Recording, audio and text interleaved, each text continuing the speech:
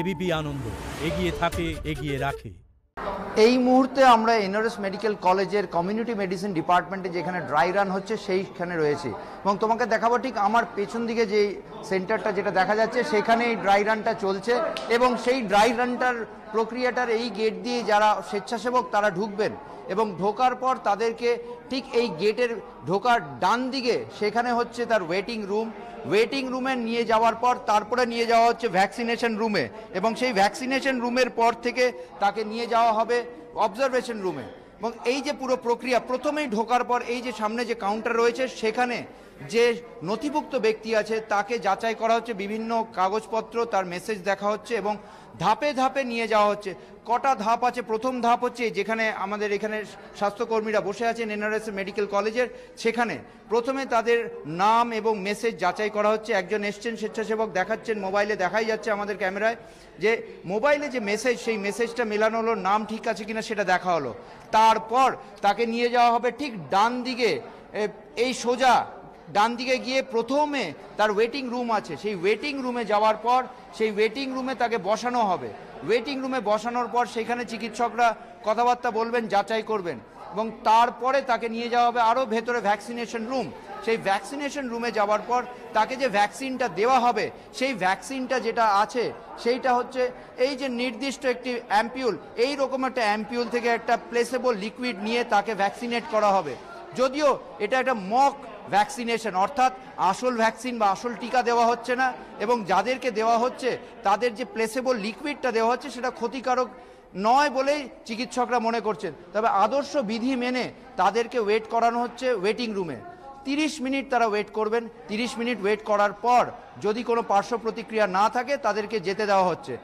আধ ঘন্টা পরে এই যে প্রক্রিয়া পুরো বিষয়টা হওয়ার পর তারা এই গেট দিয়েই বেরোচ্ছেন এবং তাদেরকে নিয়ম অনুযায়ী বলা হচ্ছে যে পরবর্তী 28 দিন পরে আবার আসতে হবে। তবে যেটা বারবার স্বাস্থ্য দপ্তর থেকে বলা হচ্ছে এটা পুরোটাই একটা মক ড্রিল বা ড্রাই রান। এইখানে যে টিকা যেটা দেওয়া হচ্ছে যে অ্যাম্পিউল থেকে সেটা আসল টিকা নয়। প্রকৃতপক্ষে টিকা দেওয়া হলে যা যা করা হবে সেইগুলো করা হচ্ছে এবং যারা আসছেন এখানে মহড়া চলছে এই মুহূর্তে এনআরএস হাসপাতাল চত্বরে। আমি শিউরিতে গোপাল চট্টোপাধ্যায়ের কাছে চলে যাব। গোপাল, কি ধরনের বন্দোবস্ত এখানে ড্রাই রানের জন্য করা হয়েছে ভ্যাকসিনের?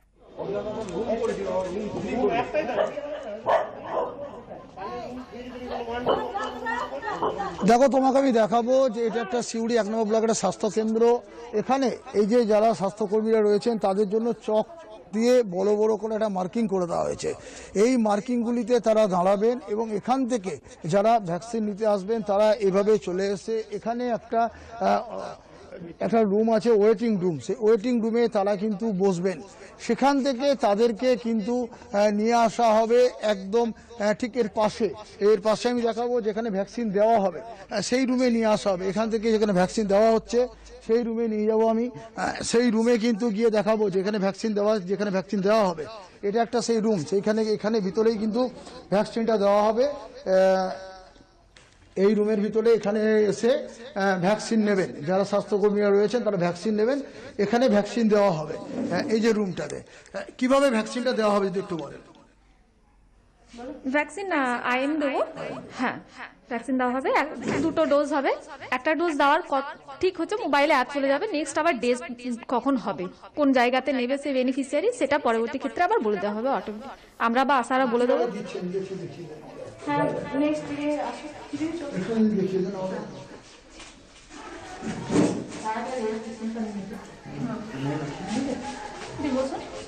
আমরা দেখাচ্ছি যে একজন পেশেন্ট তাকে কিভাবে দেওয়া হবে সেই ভ্যাকসিনটা, সেটা তার ডায়ালগ, তার ইয়েটা কিন্তু আজকে দেখিয়ে দিচ্ছি আমরা আমাদের পর্দায়।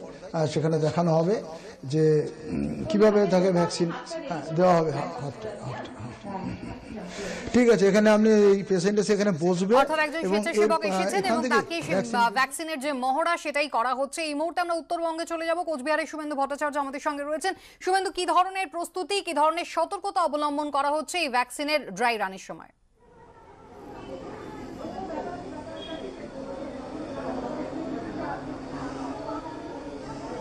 দেখো, এই মুহূর্তে আমরা দাঁড়িয়ে আছি কোচবিহার শহরের 4 নম্বর ওয়ার্ডের প্রাথমিক স্বাস্থ্য কেন্দ্রে। সকাল থেকেই কিন্তু এখানে একদম প্রস্তুতি চূড়ান্ত পর্যায়ে, আর কিছুক্ষণের মধ্যেই কিন্তু ভ্যাকসিনেশনের ড্রাই রান শুরু হবে।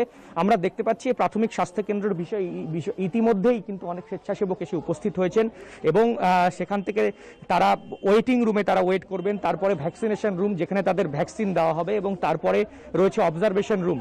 সেই অবজারভেশন রুমেই কিন্তু তারা 30 মিনিট অপেক্ষা করবেন। যদি সেখানে কেউ অসুস্থ হয়ে পড়ে তাহলে তাকে অন্য একটি ঘরে নিয়ে গিয়ে সেখানে তার চিকিৎসা করা হবে।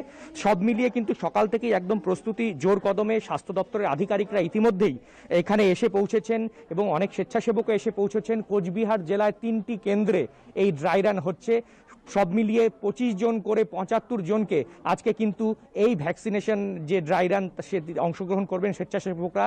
তাদের মোবাইলে মেসেজ চলে গেছে, সেই মেসেজ এখানে পরীক্ষা করা হবে, তারপরে তাদের চিহ্নিত করে সেখানে কিন্তু ড্রাই রানের কর্মসূচি শুরু হবে। সুবিধা। ধন্যবাদ শুভেন্দু, ধন্যবাদ গোপাল, ঝিলাম তোমাকেও ধন্যবাদ।